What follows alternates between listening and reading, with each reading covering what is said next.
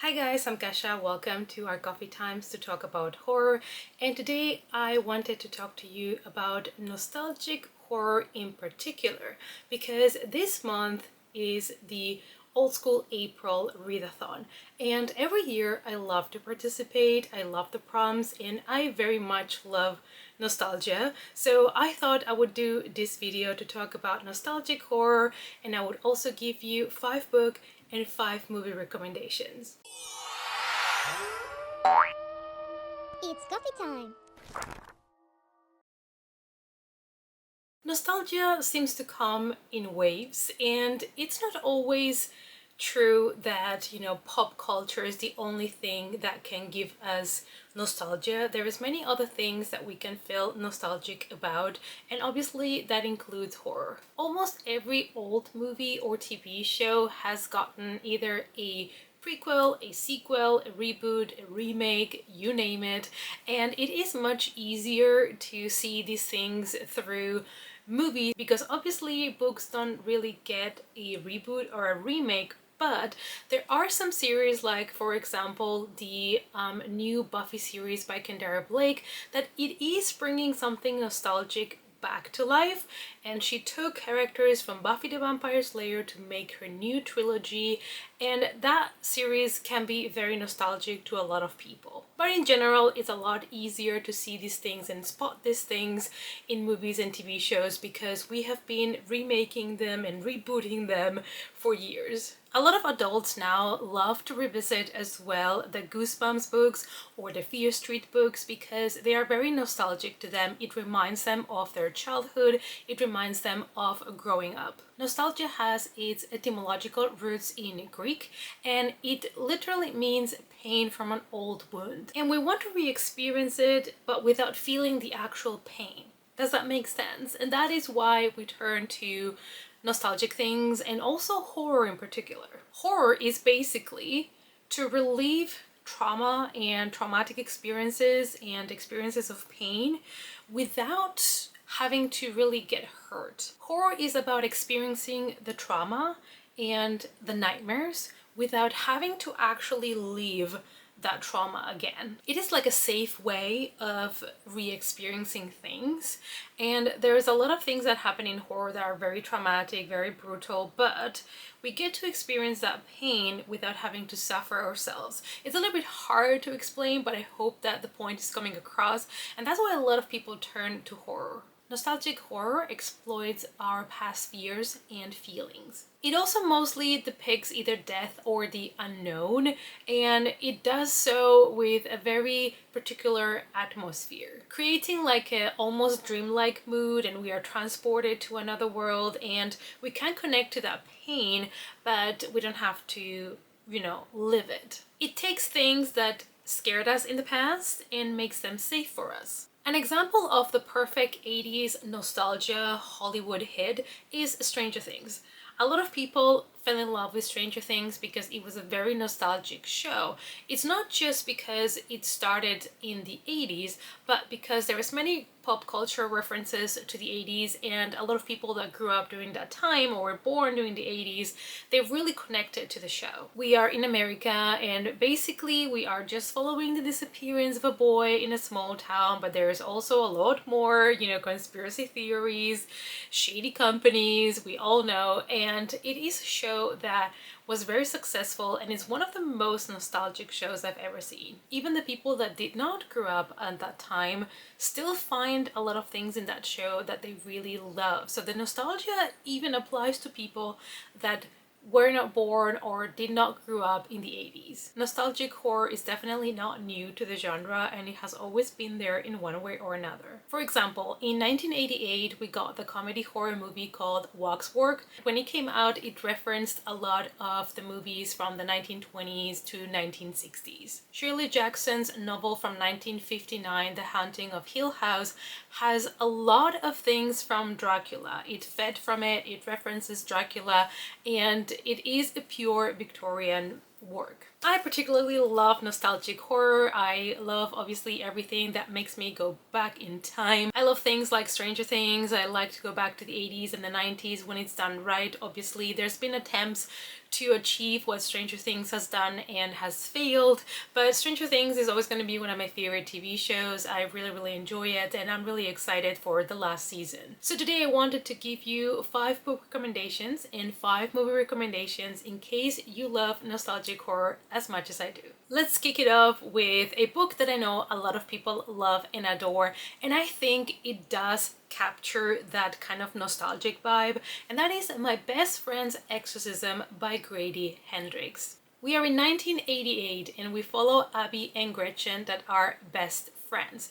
They go to school together, they're besties, but one summer changes everything for the pair. One night at a sleepover, Gretchen decides to go skinny dipping, and after she leaves, she kind of disappears and the other girls are trying to look for her. They cannot find her and everybody freaks out. A few hours later, Gretchen comes back, but she seems a little bit confused, and Abby notices right away that there is something wrong with her, because obviously you will notice if your best friend's behavior is out of the norm. Gretchen starts to get worse and worse, and Abby is convinced 100% that she is possessed and that there's a demon inside of her best friend. So how are you gonna get rid of a demon that is possessing your best friend?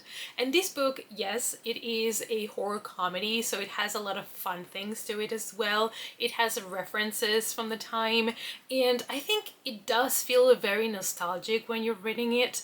And there is a movie adaptation of the book, but I didn't particularly love it, so it's up to you if you want to check it out. Another great thing is that the author does include, I think it's a link to Spotify playlist, so you can listen to a soundtrack for the book as well if you want, which again gets you back in time. It's very nostalgic. Moving on to our next recommendation, and it is actually a trilogy, so you get 3 for the price of 1, and that is the Keel River trilogy by Cameron Rubrique. This is a trilogy that it's very nostalgic to those older slasher movies and books. This one is also set in the 80s, and we follow Cindy. Cindy has basically been forced by her parents to go to a summer camp that she hates, and while she's there she meets a couple of other people that have the exact same thought. They just don't want to be there, they just want to run away, and that is what they do. They kind of plot their escape, but what they don't know is that trying to escape is probably going to be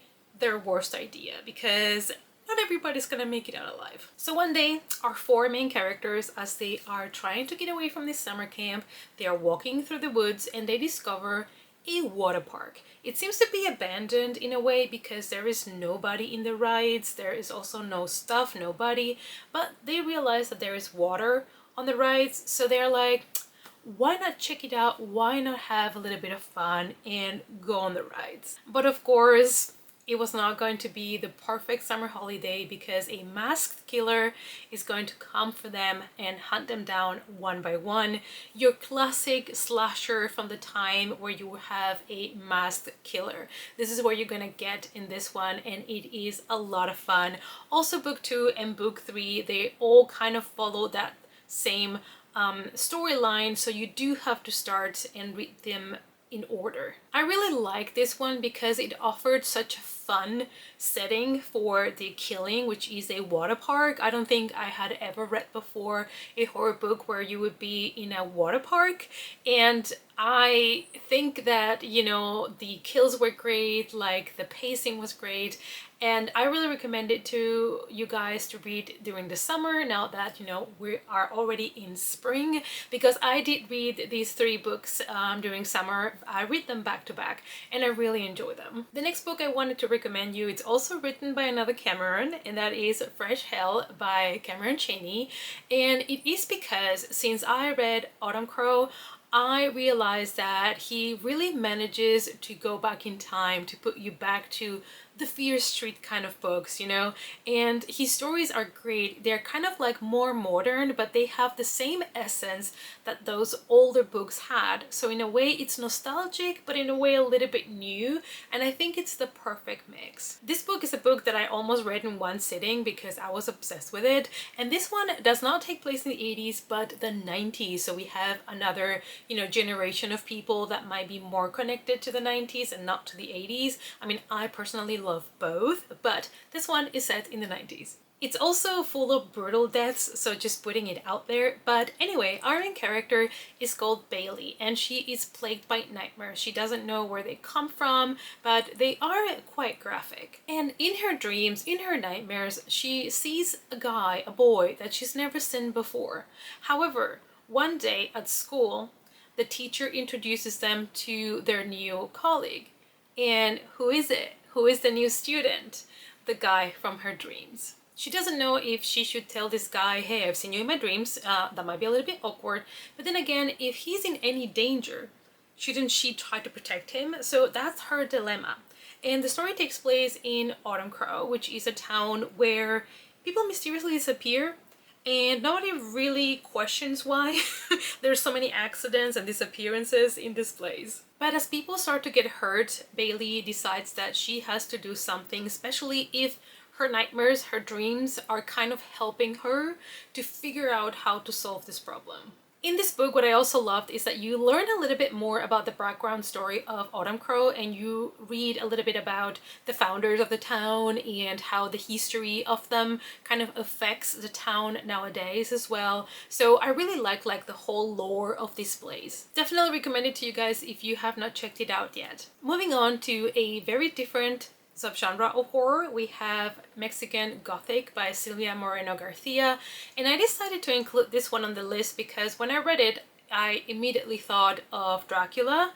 It had kind of like the same atmosphere, the same kind of vibe in a way, and I really enjoyed it because of that and because of the story and how creepy it was, even though this is a slow burn, so keep that in mind. It is more of your classic Gothic slow-paced story where the first 2/3 is kind of like the build-up until you get to that last third where a lot of the action happens. But even though the first 2/3 of the book were slow, it was never boring. And I think it's because it was creepy, it was atmospheric, I was really invested with the main characters and with the story. And that's how you make a slow burn story work. Noemi is sent by her father to check on her cousin Catalina. Catalina married a man that the family has never met before, and now all of a sudden has sent a very mysterious letter to the family. So Noemi wants to figure out what's wrong with her cousin, but also get to know the husband and see, you know, who he is and what he does. Noemi is on the way to the High Palace to meet her cousin and her husband, and when she gets there, she finds her cousin very much changed. She didn't expect her to act these weird, and the more that she stays in the house and the more she learns about the husband's family, the more she realizes that something is off. The world building as well as the atmosphere is really good, to the point where this book feels very claustrophobic, and when you are in this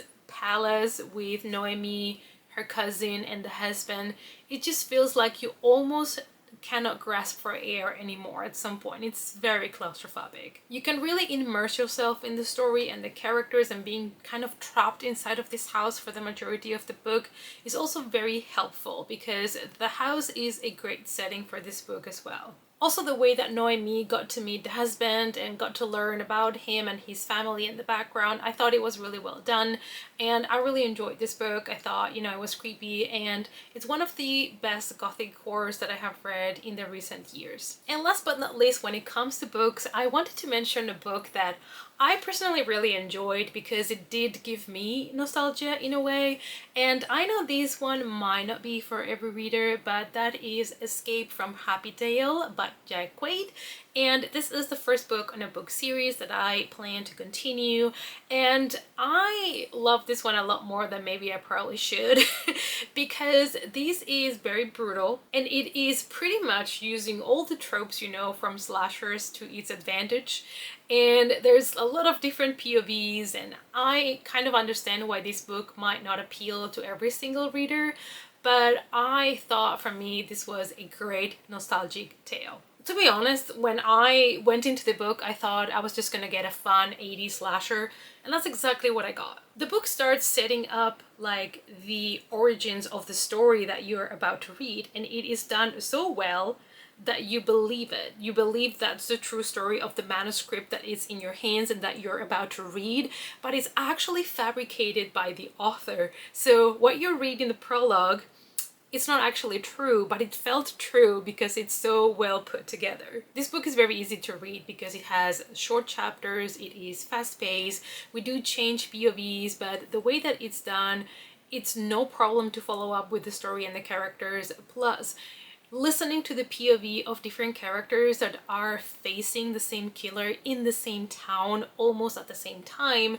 really gives you a big perspective on everything that's happening and how the people in the town are, and kind of makes you think a little bit more on why this killer is targeting these specific people. Everybody has secrets in this book, and not everybody deserves to be butchered, but some of them do.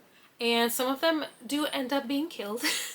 Others, I kind of wish they would not have died, but they also had to perish for the greater good. If you love slasher tropes, this is a book for you. It's also very bloody, so if you like bloody, gory kills, this is also for you. And I like the kind of twist that they gave on the masked killer kind of trope from all of those slashers that we got in the 80s. So yeah, I really enjoy this one, if you cannot tell. If you want more nostalgic reads, you have the Rewind or Die series, which are short stories by different authors that I think kind of have that nostalgic vibe. You have Mina and the Undead, which is a trilogy by Amy McCall that takes place in the 90s in New Orleans, which I think can also be very nostalgic. And you also have Let's Split Up, which is a book by Bill Wood that I read last year, and I really enjoyed it, and I think it pokes fun at a lot of the horror tropes, and in that regard it can be a little bit nostalgic for people my age. And now let's go to 5 horror movies that I think also fit in the category of nostalgic horror. First of all, let's talk about Totally Killer. This movie really surprised me when it came out. I wanted to give it a chance and I watched it with low expectations, but in the end I have to admit that this one was a lot of fun and is everything other movies that have tried to do this couldn't achieve. It's Halloween night and Jamie is getting ready to go out with her friends. Her overprotective mother, Pam, is naturally concerned about her daughter's safety. 35 years ago, around Halloween, 3 teenage girls were slaughtered, and the so-called Sweet 16 killings have defined this small town ever since. So obviously when you live in a town where 35 years ago there was a killer that was never caught, that killed a lot of people that were teenagers, as a parent you are concerned. And of course Jamie's mom is really worried that something's gonna happen to her daughter. Now Jamie has kind of like an accident and ends up transporting herself to 1987, and that is right before the kills take place. And so I thought this movie had a very unique way of telling the story from back in the past with Jamie that has to adjust to the 80s. Imagine living in 2023 and having to go back to the 80s. A lot of people would not know how to deal with that. And you also see still the story from the present. So that kind of dual timeline I thought was really smart, because the movie did not transport Jamie to 1987 and then from then on only showed images from that time. We kept going back and forth to the present to see what was going on as well. The movie, yes, it did have cliches, it did have tropes, but it was done in such a fun way, and I think this movie is going to be great also for younger generations and for older generations as well, so you can even watch it with your kids if you have kids of 16 plus, I guess. It also, talks about small towns and how things sometimes in small towns are frozen in time, how people that went to high school there or school are kind of still trapped in that era of who they were when they were in high school, and they have not been able to break free from all of the stereotypes from back in the day. So it's a very interesting commentary on that as well. So, I thought this movie was great. Moving on to The House of the Devil, and I wanted to talk about this one for a lot of reasons. One of them is obviously that this movie looks and feels like it's an old movie, but also because it's directed by Ty West, who gave us the beautiful trilogy of X, Pearl, and Maxine. So if you love those three movies and you want to see more by the director, this one has to be on your list. Ty West in this movie was the writer, the editor, and the director, so he had full control, and he is just a master. He just knows how to do nostalgic horror. You can even include X as nostalgic horror because it was very reminiscent of Texas Chainsaw Massacre in a lot of ways, but also other movies, and you can just feel it. You can feel those other movies that have inspired the director. Desperate to make some money so she can move into a new apartment, college student Samantha takes a mysterious babysitting job. When she arrives at the house, Mr. Ullman mentions a full lunar eclipse and explains there is no child, but that Samantha will be watching his mother instead. When Samantha gets there, she's desperate for the money, so she doesn't want to, not take the job just because she's not going to babysit who she thought she was going to babysit. But the more she's in the house and the more she talks to the other employees, the more she starts to realize that there is a secret there and that maybe her presence in that house, there's ulterior motives basically for her being in that house. This is a terrifying movie that really evokes the 80s with the atmosphere, with the costumes, with the setting. It just feels like it was filmed back in the day, and it is one of those movies that starts slow and then escalates. It's kind of like the suspense, the anticipation, like kind of what Hitchcock always did.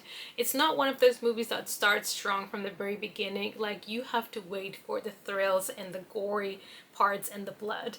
And it is very satisfying. So if you have not seen this one before, and if you like nostalgic horror, give it a shot. The next movie I want to talk about is a very recent movie, but when I was thinking of nostalgic horror, this movie just kept coming to mind, and that is Late Night with the Devil, because obviously this is a movie based on the 70s, specifically on a TV show, like a talk show from the 70s, and while I was watching that movie, I could not help but think how accurate it felt. Like, it just felt like I was watching a movie that was recorded in the 70s, and I personally really enjoyed this movie, so I decided to include it. In 1977, a live television broadcast went horribly wrong, unleashing evil into the nation's living rooms.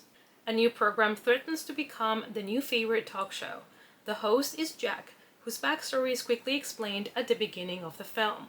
Jack and his producer Leo want to find a great program to do because for the past years, basically for Halloween season, they've always done a program that has some sort of like supernatural theme, and also they always had a costume contest.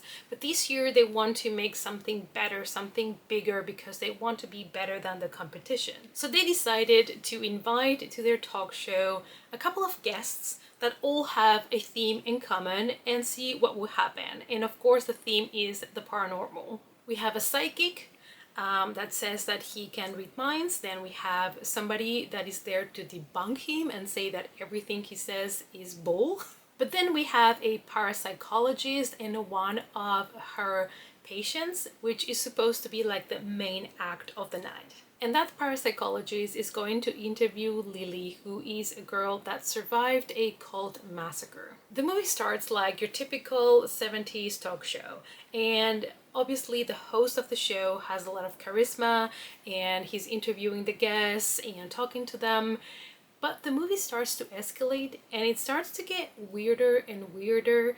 This is another movie where it starts very slow, so you have to wait for the payoff. And I think the effects, the gore, everything was fantastic, but I have heard a lot of people were not really happy with the ending, so just putting it out there, but I particularly love the ending. I also like that this movie does not rely on jump scares at all, and it's more about the creepiness, the weirdness of the guests and the stories that they are telling. Our next candidate for nostalgic horror is a movie that I really enjoyed, and I don't know if it was everyone's cup of tea, but I particularly really loved this film, and that is The Black Phone. The Black Phone is a movie inspired by a short story written by Joe Hill, who is Stephen King's son. This one also takes place in the 70s, and from the costumes, the atmosphere, to everything, it just felt also very nostalgic to that era. Finney is a shy but clever 13-year-old boy who's being held in a soundproof basement by a sadistic mass killer. When a disconnected phone on the wall starts to ring, he soon discovers that he can hear the voices of the murderer's previous victims, and they are dead set on making sure that what happened to them doesn't happen to Finney. The story is basically the story of the grabber, who is a killer that kidnaps kids and then keeps them on his basement and then kills them.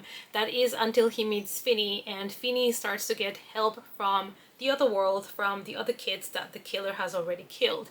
And I think this is such a terrifying story. When I was in the cinema watching it, I could feel so unsettled and, you know, scared for the kids. And when we're talking about kids in horror, it's always the worst case scenario. I mean, kids and animals is something that always will, you know, let my blood run cold when I see something happen to them, because it's not the same as the adults. This movie looks like browns and oranges, and the whole look of the movie and the whole look of the grabber is just fantastic. Like the people that did the set design, the costumes, the production, it's just, they all deserve a raise. The only interruption of color, like when there is something that really pops, is when you see either blood or the police sirens go off, and then it's like a lot more color comes to the screen. But otherwise it's very like washed down 70s color. You know, this felt a little bit like a drama, but also had a little bit of, you know, supernatural horror in it.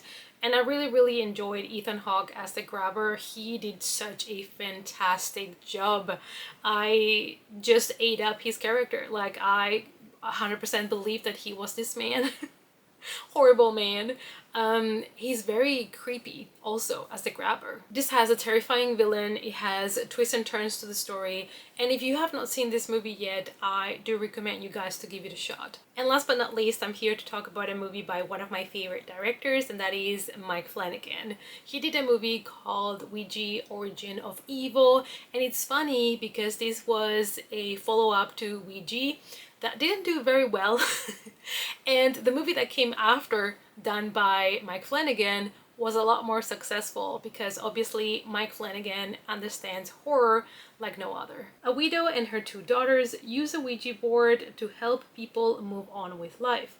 They interact with the spirit but are unaware of the fact that it has possessed Doris, the youngest daughter. This is a prequel to Ouija that came out in 2014, and in this prequel we go back in time to 1967, and I think one of the reasons why the prequel did really well compared to the original, it's because Mike Flanagan understands that in horror characters are also very important, and having a really well fleshed out family where you really get to know all the family members and what they do and what they want, what they're scared of, it just makes the movie a lot more interesting.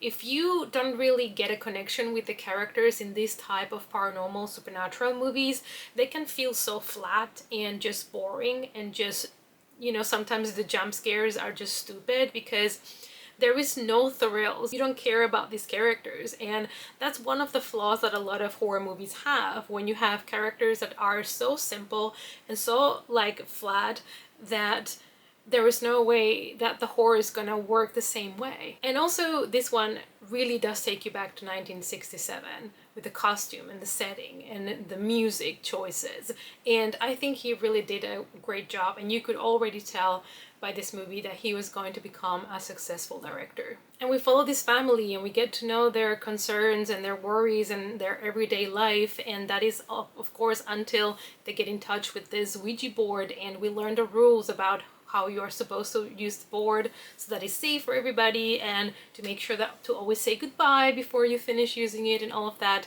And it has all of that classic things, but in a way it feels almost modern, even though you'd really believe that you are in 1967. But I don't know, if you've never seen this movie before, you don't even have to watch the original Ouija because this is a prequel anyway, and it is not needed. but give this one a chance. I know that Ouija board movies sometimes can seem very silly, but trust me that Mike Flanagan might change your mind on that. Other movies that I love to recommend when people look for nostalgic horror is Summer of '84, which I have recommended before, and also the Fear Street movies that we have now on Netflix, plus we're getting a new one this year, we're getting Prom Queen. Those are very much nostalgic, so all of those movies also work. And that was my take, you guys, on nostalgic horror, and those were my 5 book and 5 movie recommendations. Let me know down below if you also love nostalgic horror, and if you do, what kind of movies or books you would recommend that have that type of feeling. Thank you guys as always so much for watching, and I hope to see you all as always in our next coffee time. Bye!